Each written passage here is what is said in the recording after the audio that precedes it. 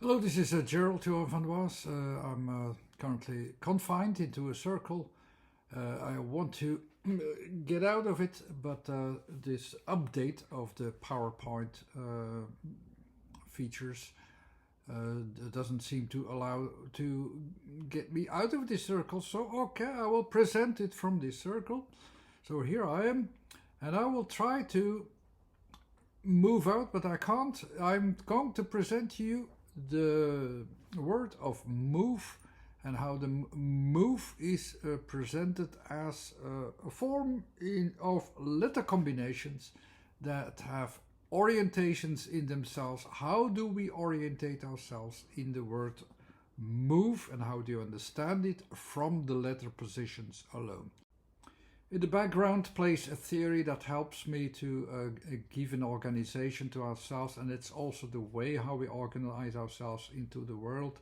It's also the way how the world is finding organization. So we all have an intercommunication between these fields that also have a geometrical foundation, namely the dimensions, let's say, but they also can be derived to these positions of letters, and the first 9 letters or 9 positions are all about orientations of ourselves in space, that we can find as quickly as possible a physical reference there, and that's our starting point from all our reasoning. Everything which is moving and which is not immediately clear in space, okay, we orientate ourselves with time, that we can follow up the changes. And if even that is not possible, when we don't find the right position in space, when we don't see where it's going in time, we at least can have a working frame in which we can estimate where the places are changing and the time schedule is changing all the time.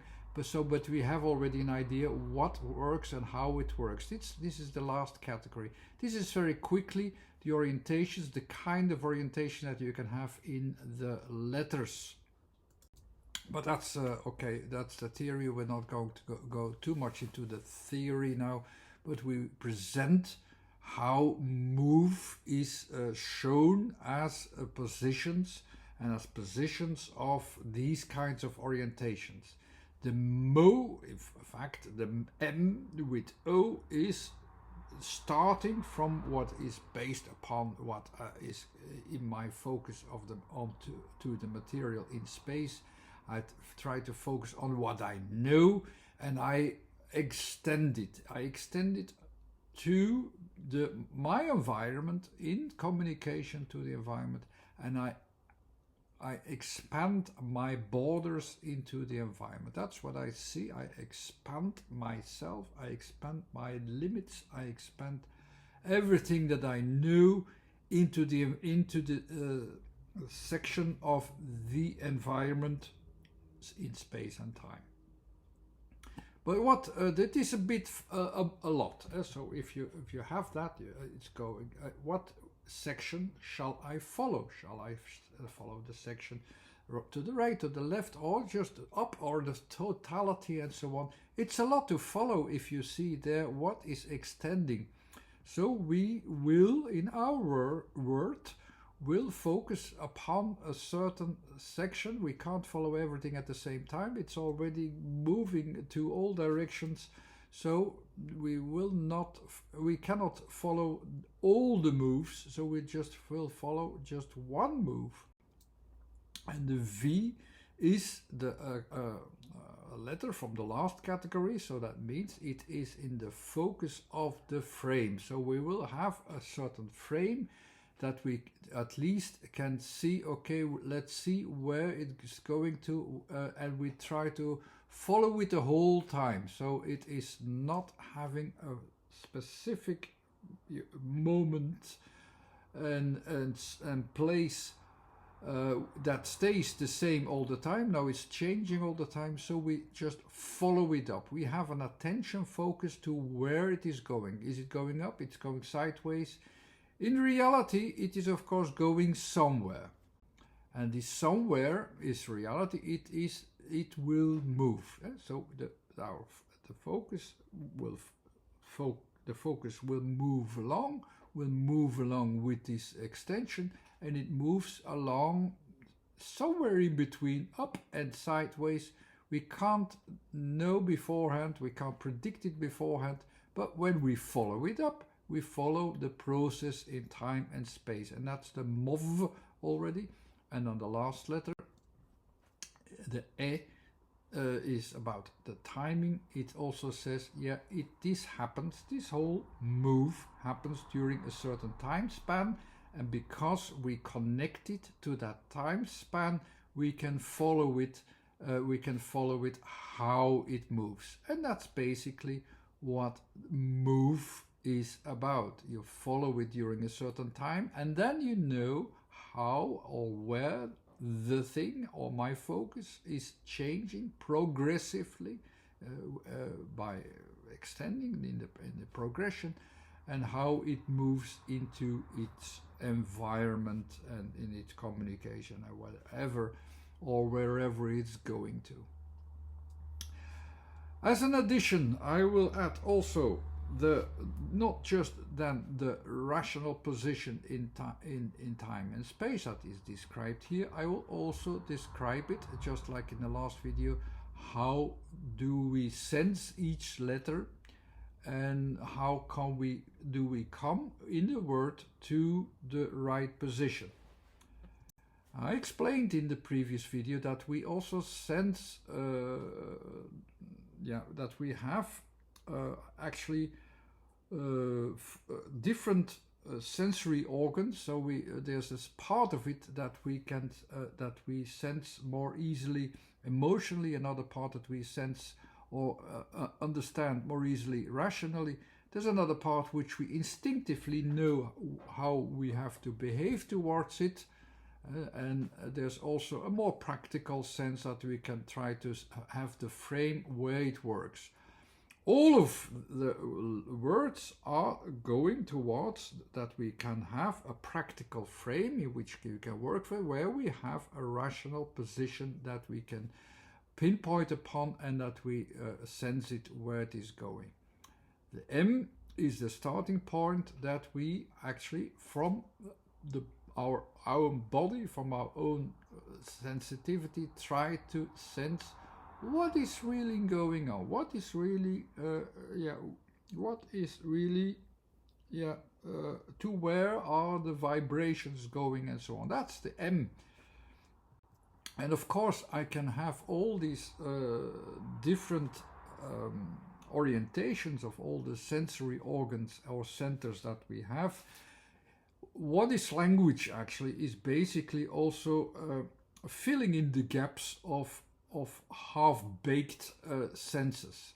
So we have more or less an idea where it is going. We have more or less an idea where to deal with. We have more or less an idea how we sense these things. If we combine all the aspects, like the letters, we have every letter there's one aspect, and if we combine them, then we finally have an idea which is the frame.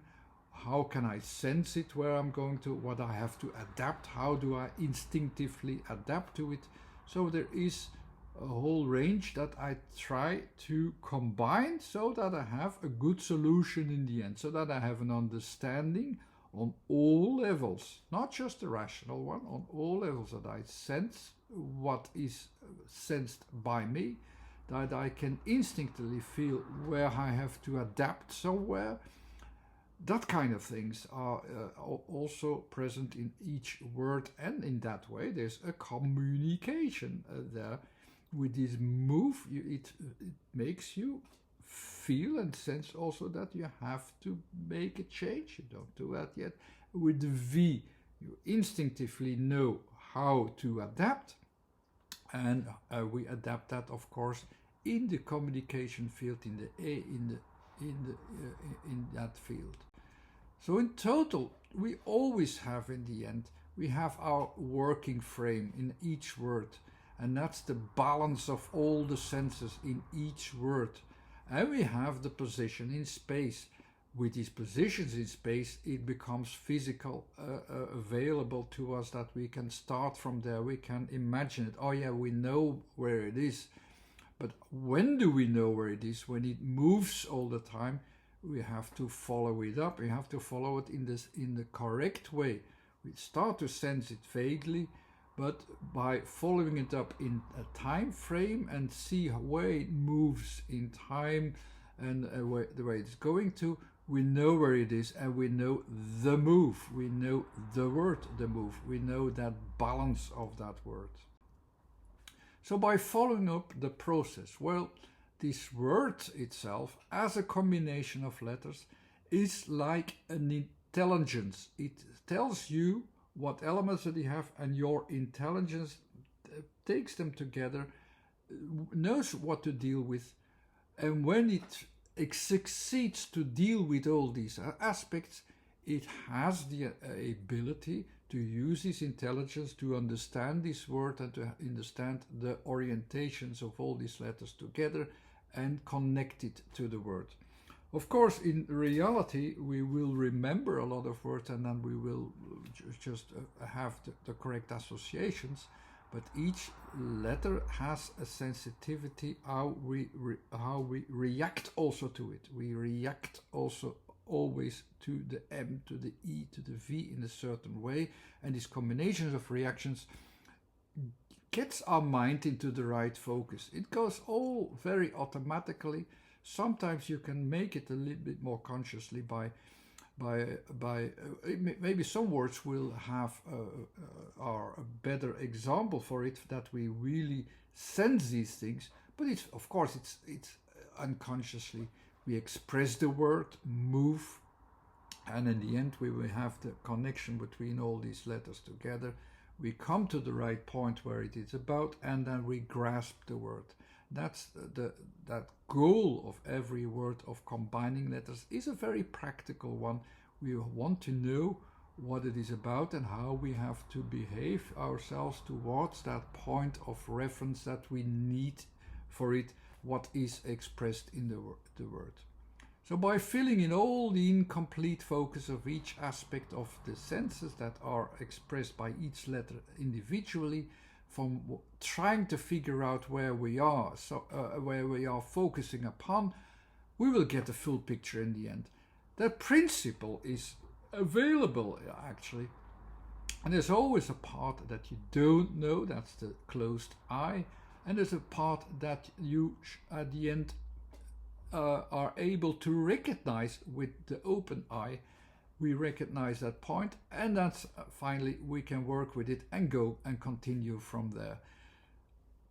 In the background, these processes are part of the yes, let's say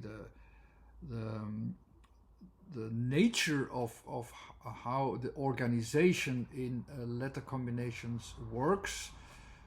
Is it absolutely necessary to understand that, to know that, to understand the words? No, it is not. But it helps also to realize also how our mind is pushed into these positions all the time, with each word again and again, and that's lying beyond that. It's not much more than finding the position. It's mostly of the time it's a rational orientation in a little bit, but it also demands underlying unconsciously an adaptation process. Each word also in a way asks to you, please adapt in a good way with a move. You can sense in which way you have to adapt to go to the right direction in a certain time, but you have to follow it a certain time before you can understand the move. You need this time aspect of A. You need this move of position from an object with V, and so on and so on. Of course, you can talk about that even longer, but I will not. Anyhow, this was another demonstration. Now I'm still confined in this circle. I hope I can find a solution for that, because I don't like that to be confined into that circle very much. But anyhow, this was Gerald Jovavois again. You can find a list of words into this short URL of previously recorded videos. You can subscribe if you didn't yet to the YouTube channel if you like. Thanks again. Bye.